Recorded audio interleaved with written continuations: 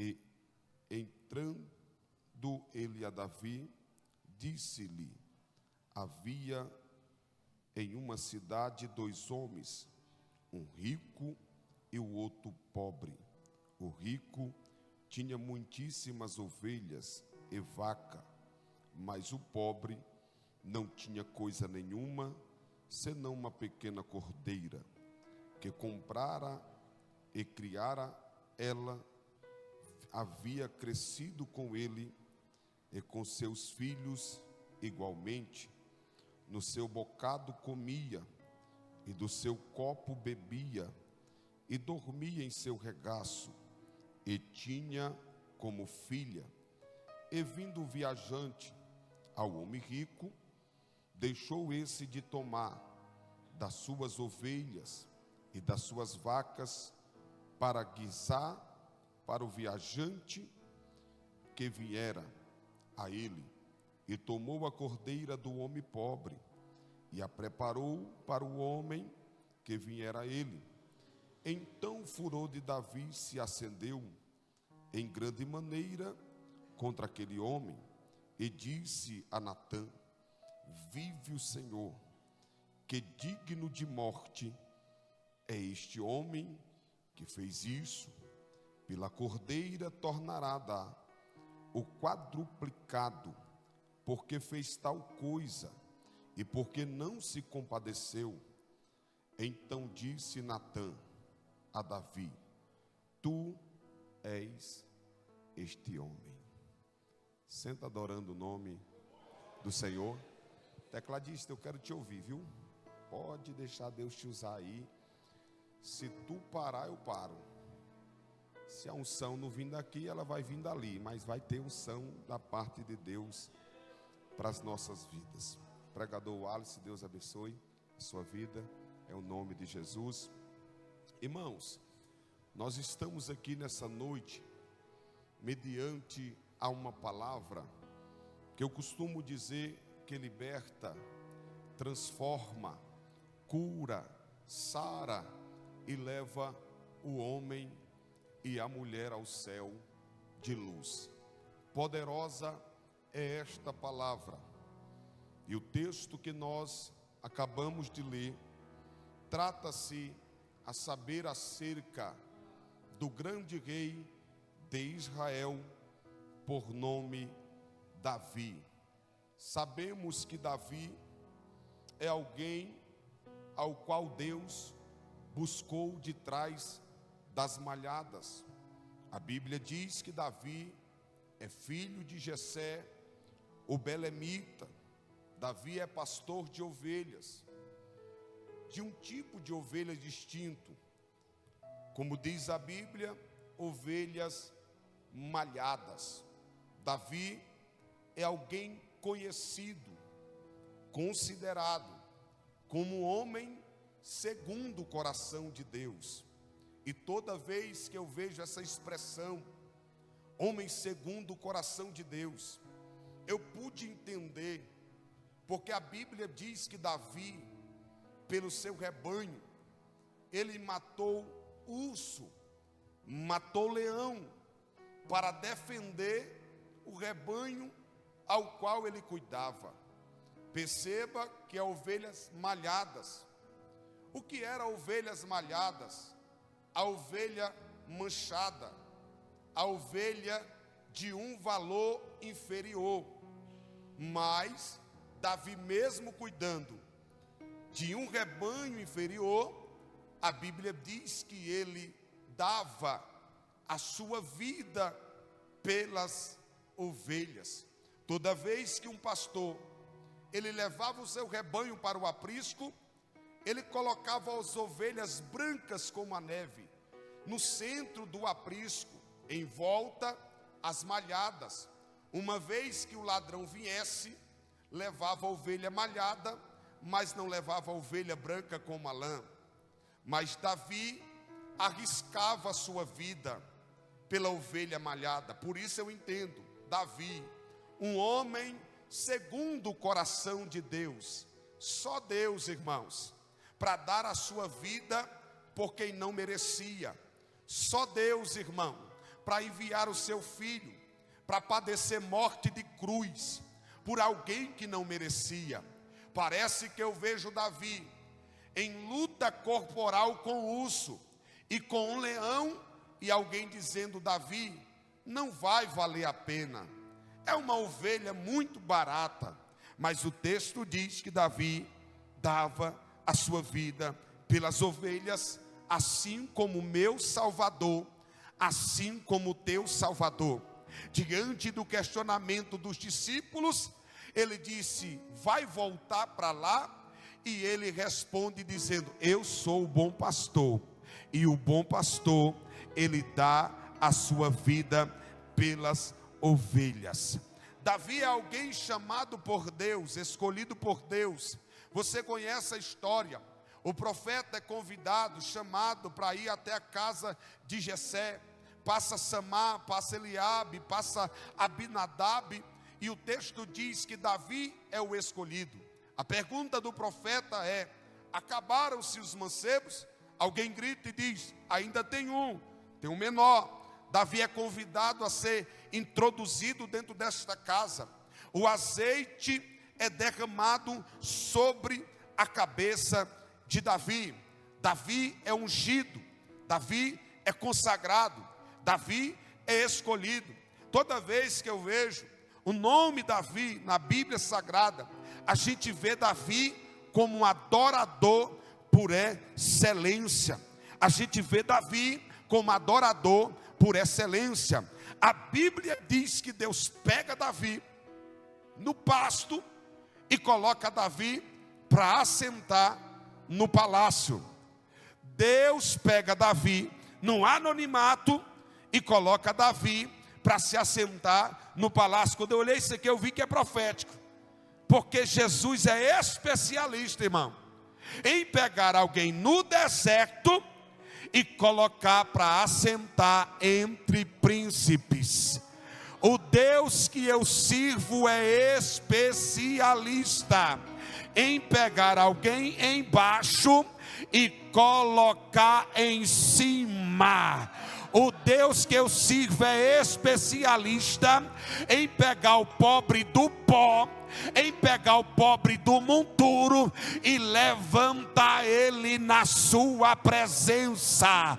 Talvez alguém ainda não entendeu, mas o grandão está na casa e está dizendo: eu estou levantando alguém aqui nesta noite na minha presença. É esse o Davi, que é levantado por Deus, que é escolhido por Deus. Davi mata urso, mata gigante, Davi mata leão, Davi fica afamado, Davi fica conhecido. E a Bíblia Sagrada diz que certa feita Davi está vindo da guerra, do campo de batalha. Saul também é um guerreiro, e as mulheres decidem cantar uma canção, e na canção é: Saul, Saul, que matou os seus milhares. Mas quando Davi chega, elas entoam a canção dizendo: Davi, Davi, que matou os seus 10 milhares.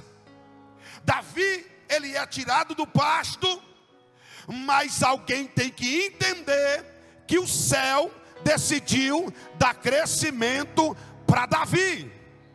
Tem gente que não gosta quando vê alguém crescendo. Tem gente que não gosta quando vê alguém destacando.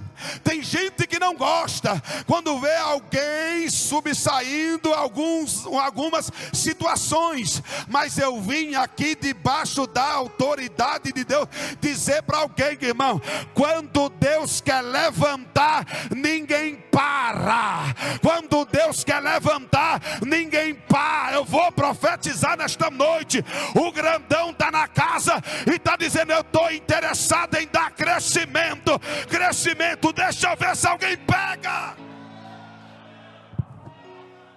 É notório o crescimento de Davi. O povo reconhece o crescimento de Davi. Os príncipes têm que reconhecer o crescimento de Davi. Davi está crescendo de uma forma poderosa e extraordinária. Davi é um guerreiro, é alguém que empunha a espada. Davi é alguém que está à frente do povo. O texto diz que Davi se assenta no trono e é o rei de Israel. E sabe o que é que Deus faz da vida deste homem? Entrega nas mãos de Davi o ouro, entrega nas mãos de Davi a prata, entrega nas mãos de Davi o bronze, entrega na mão de Davi os seus inimigos. Davi está vivendo de vitória em vitória, de vitória em vitória, de vitória em vitória, porque assim, quem decide, pastor Diego, se lançar na presença de Deus, ele vive de vitória em vitória, de milagre em milagre, de conquista em conquista.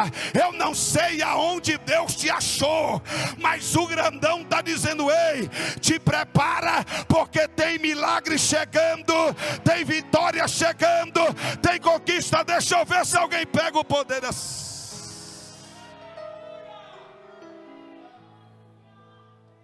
Davi é um rei bem sucedido, à luz da Bíblia Sagrada, conhecido como o maior rei de Israel.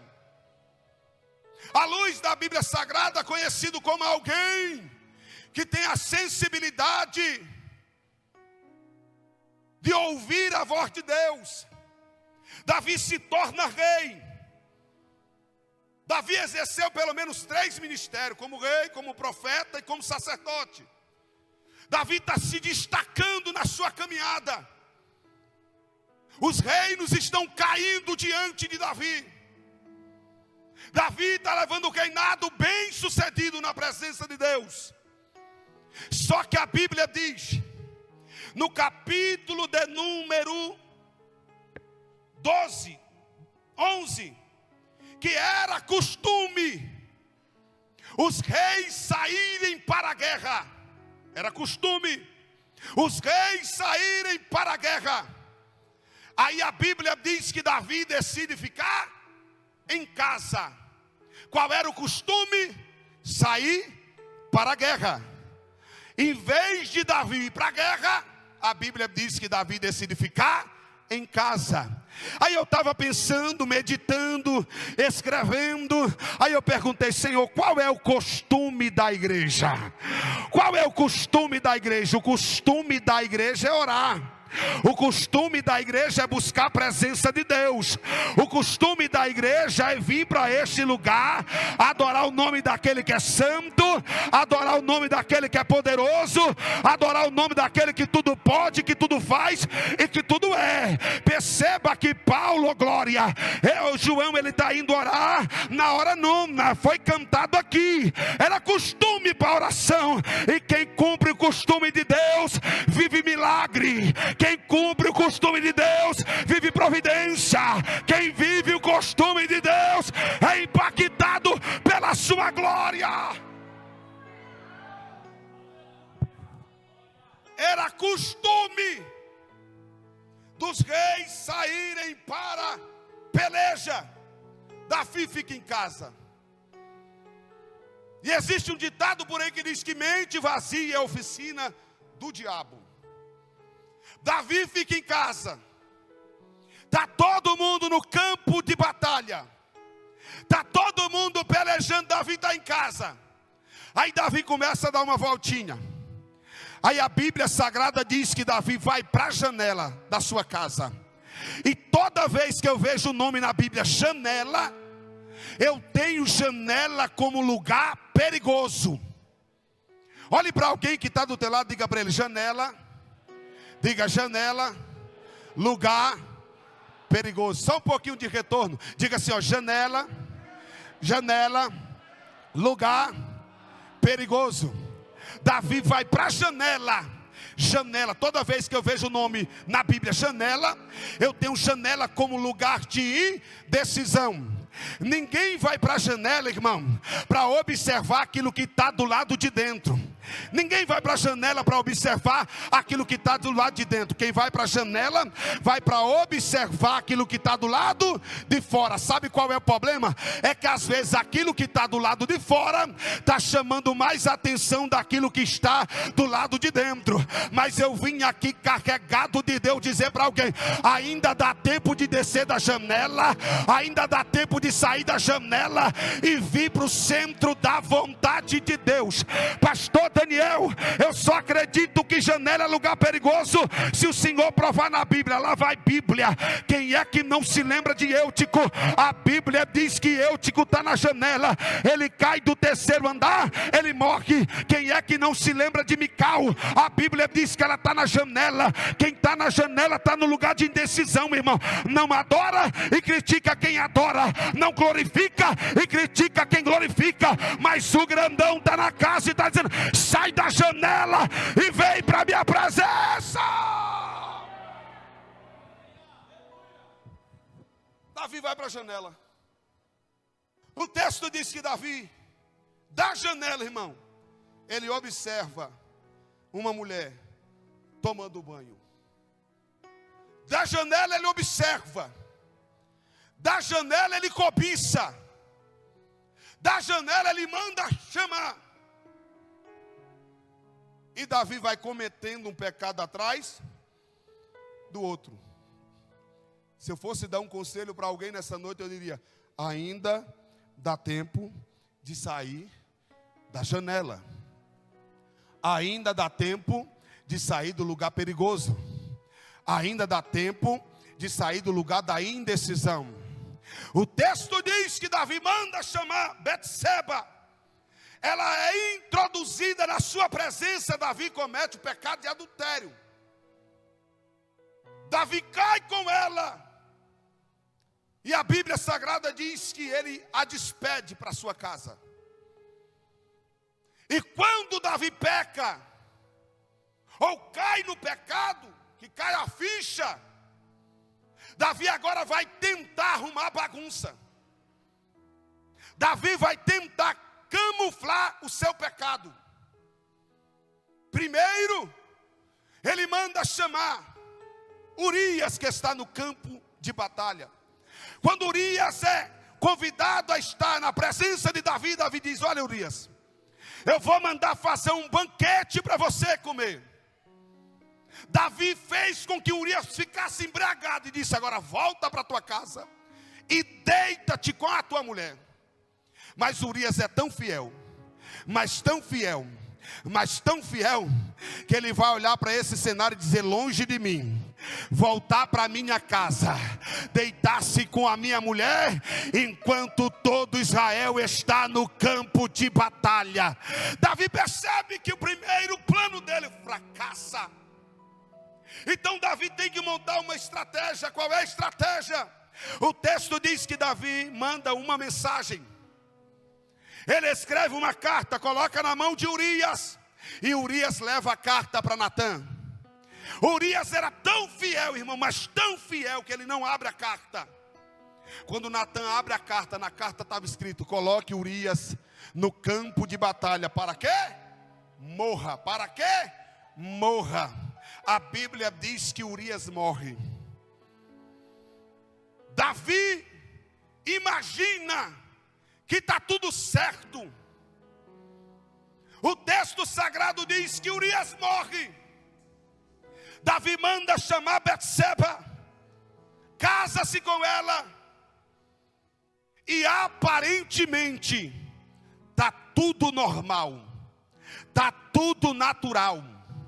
Davi fez o plano, projetou o plano, e parece que está tudo certo. Davi pegou todo o seu pecado, toda a sua sujeira, e colocou debaixo do tapete.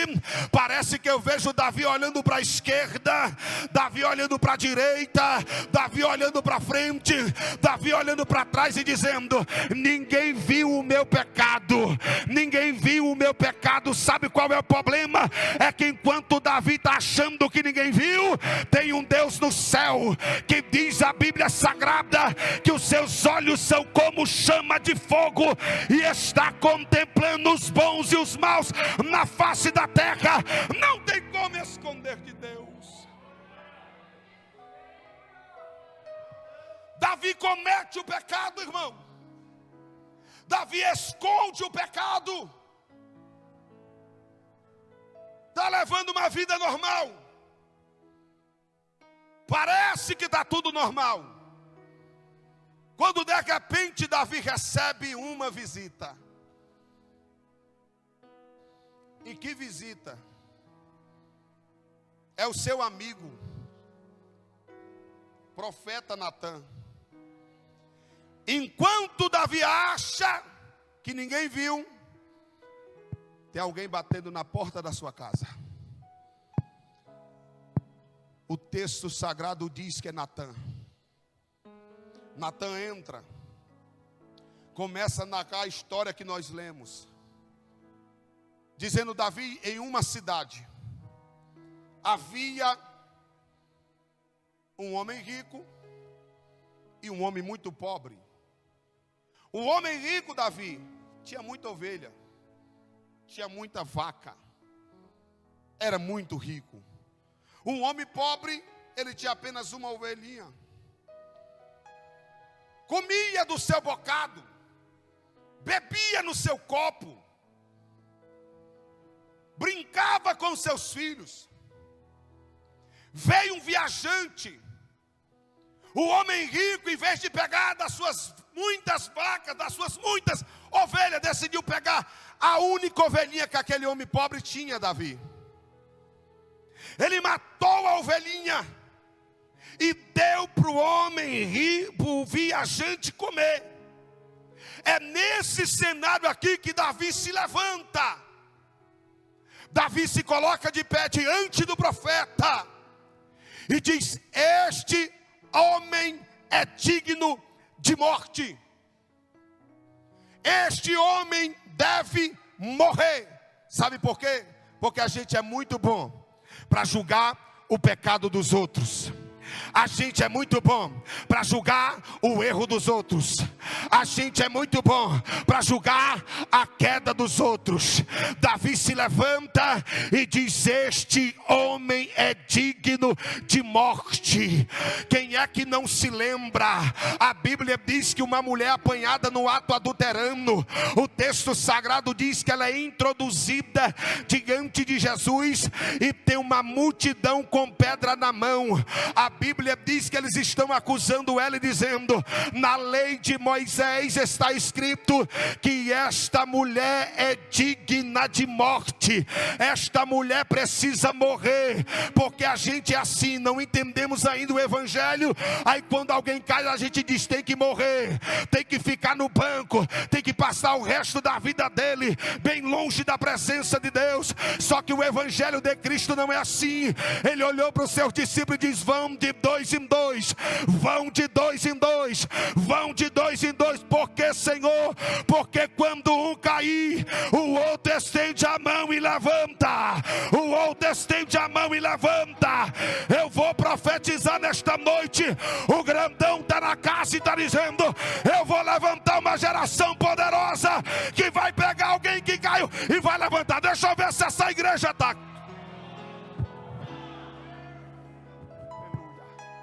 Ela foi apanhada no ato adulterando. O texto diz que ela está no chão. Eles estão com pedras nas mãos. E a Bíblia diz que Jesus está escrevendo sobre a areia. Sobre a areia.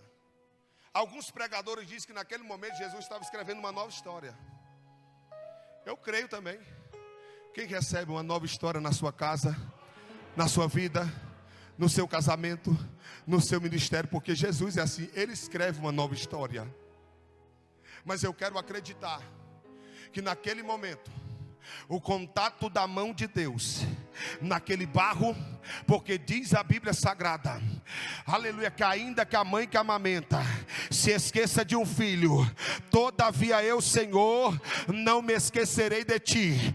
Eu quero crer que o contato da mão de Deus naquele barro está fazendo com que ele se lembre em Gênesis, aonde ele diz: eia, desçamos e façamos o homem a nossa imagem e semelhança.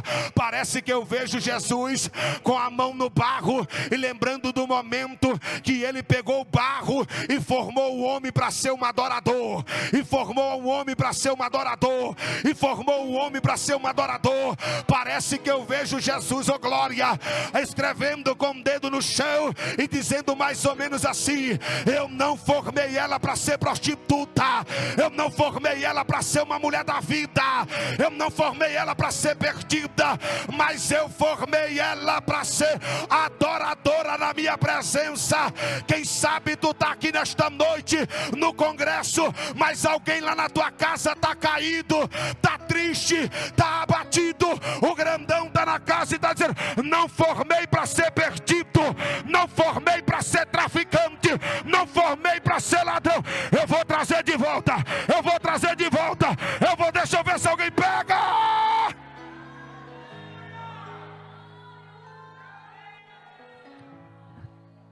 O texto diz que Jesus está escrevendo com o dedo na orelha e observando para a mulher. É nesse cenário que ele olha para toda aquela multidão e diz: aquele que não tem pecado, atira a primeira pedra. Aquela mulher está servindo como espelho.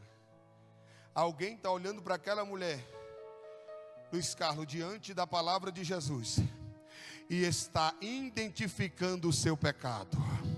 Está identificando o seu pecado. Tem alguém olhando e dizendo: ela é melhor do que eu, porque eu cometo pecado pior do que ela. Jesus olhou e disse: aquele que não tem pecado, atire a primeira pedra.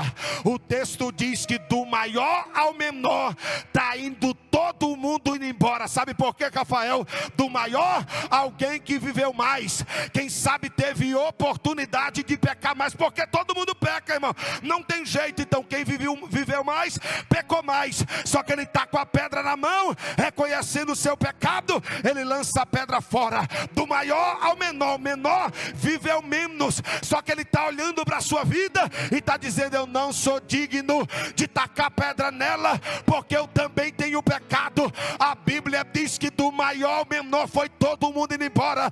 De repente Jesus olha para a mulher e diz: mulher, aonde estão os teus acusadores? Sabe qual foi o problema da mulher? Foi permanecer de cabeça baixa muito tempo, porque Jesus já tinha colocado para correr os acusadores. Eu vou profetizar na vida de alguém. O grandão está na casa e está dizendo: aquele que está te acusando, aquele que não acredita naquilo que eu estou fazendo na tua vida, eu estou colocando para correr, eu estou colocando para correr, eu estou colocando. Deixa eu ver se alguém pega.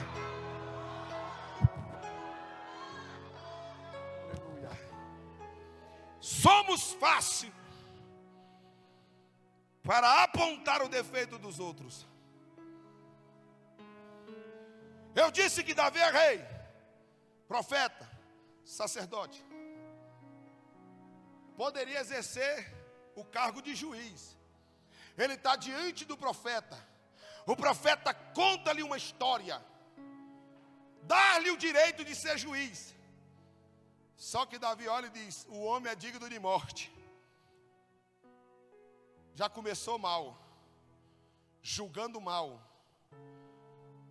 Quando Natan olha e diz: o homem é você, Davi. O homem é você, Davi. O homem é você, Davi. Aí a Bíblia Sagrada diz que é nesse cenário aqui, ó glória, que Davi ele vai entrar para dentro do quarto.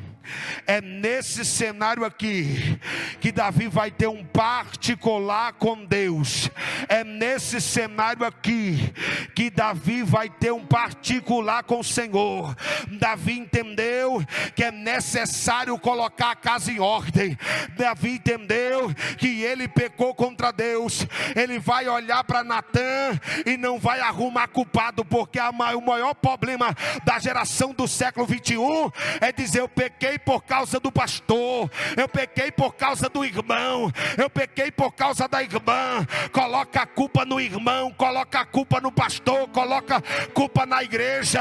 Mas o grandão está na casa e está dizendo: ei, sai fora, rapaz, com essa síndrome de Adão, com essa síndrome de Eva. Deus pergunta para Adão, Adão coloca a culpa em Eva. Deus pergunta para Eva, ela coloca a culpa na cobra. Mas o grandão está na casa e está dizendo: chegou a hora de assumir a responsabilidade, bater no peito e dizer: eu pequei mesmo, eu caí mesmo, eu falhei mesmo, mas eu quero me levantar na tua presença, Senhor.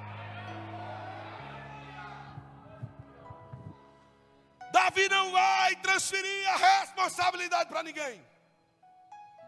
Porque Davi podia falar: eu pequei porque ela ficou de janela aberta.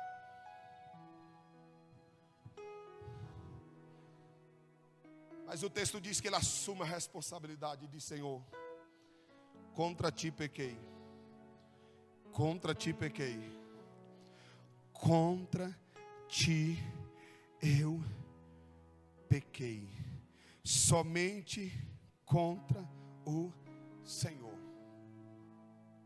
Davi assume a responsabilidade como Jonas. O vento está soprando, Jonas diz: a culpa é minha. Foi eu que errei, saí do centro da vontade de Deus, e por isso o vento está soprando. Mas me lança para fora para tu ver, se não vai vir uma calmaria. No Salmo de número 51, Davi abre o seu coração para Deus. Davi rasga o seu coração para Deus e confessa: somente a ti pequei. Perceba que Davi comete mais pecado do que Saul. A diferença entre Davi e Saul é que Saul está preocupado com o trono. Saul está preocupado com ouro. Saul está preocupado com a cadeira. A Bíblia Sagrada diz que Saul olha para Samuel e diz: pega no meu braço e vamos diante do povo, para que o povo entenda que Deus é comigo. Porque Saul está preocupado com aparência, com o que vão dizer, com o que vão falar. Mas a Bíblia Sagrada diz que, de contrapartida, Davi não está preocupado com ouro, Davi não está preocupado com prata, Davi não está preocupado com trono. Davi está preocupado com o relacionamento que ele tem com Deus. Davi está preocupado com o relacionamento que ele tem com Deus. Ele grita em alto e bom som dizendo: Senhor, contra ti eu pequei, somente contra ti eu pequei. Lava-me e eu ficarei purificado. Limpa-me, Senhor. E é nesse salmo que Davi faz 2 pedidos distintos para Deus. O primeiro pedido que Davi faz é: não me lances fora da tua presença. Vamos lá? Não me lances fora da tua presença. Sabe o que Davi está dizendo, Rafael? Eu quero habitar na tua casa por todos os dias da minha vida. Sabe que Davi está dizendo: eu quero habitar na tua casa por todos os dias da minha vida.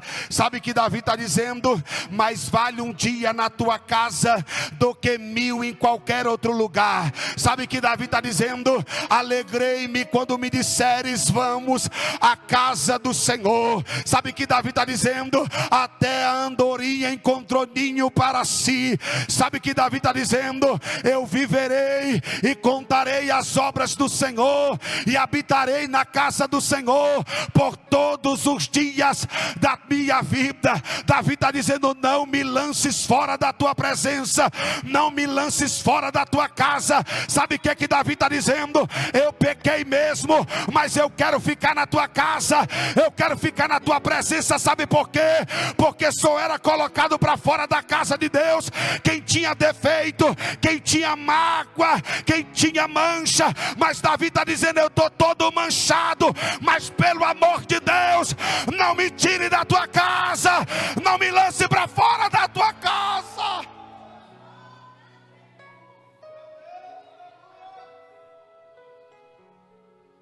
Davi está dizendo: eu quero estar na tua casa, Senhor. Tem alguém que ama estar na casa de Deus aqui? Tem alguém que ama estar na casa de Deus aqui? Mais vale um dia nesse lugar, irmão, do que 1000 em qualquer outro. Só que Davi faz o segundo pedido para Deus: não retires de mim o teu Espírito Santo. Vamos lá? Não retires de mim o teu.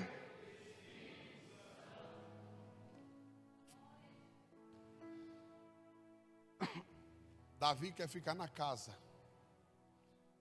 mas Davi não quer ser gelado. Davi quer ficar na casa, mas Davi não quer ser vazio. Davi quer ficar na casa, mas Davi não quer apenas observar o que está acontecendo dentro da casa. Davi quer ficar na casa, mas ele está dizendo: eu quero ser cheio da tua presença. Eu quero ser cheio da tua presença. Eu quero ser cheio da tua presença. Eu quero ser cheio da tua presença. Eu costumo dizer, irmão, perca tudo nesta vida, só não perca a presença de Deus. Só não perca a presença de Deus. Quando Davi está gritando em alto e bom som, dizendo: não me lances fora da tua presença, e não retires de mim o teu Espírito Santo, Davi está dizendo: do que me importa ouro, do que me importa prata, do que me importa bronze, do que me importa cadeira, do que me importa reinado, do que me importa palácio. Eu quero habitar na tua casa, e eu quero ser cheio da tua presença. Eu quero ser cheio da tua presença. Eu quero ser cheio da tua presença. Eu quero ser cheio da tua presença. Deixa eu ver se eu estou pregando para a igreja certa. O grandão está na casa e está dizendo: eu vou levantar uma igreja cheia da minha presença. Se coloque de pé em nome de Jesus. Olhe para alguém que está do teu lado e diga: perca tudo, só não perca a presença de Deus. Vamos adorar? Só não perca a presença de Deus.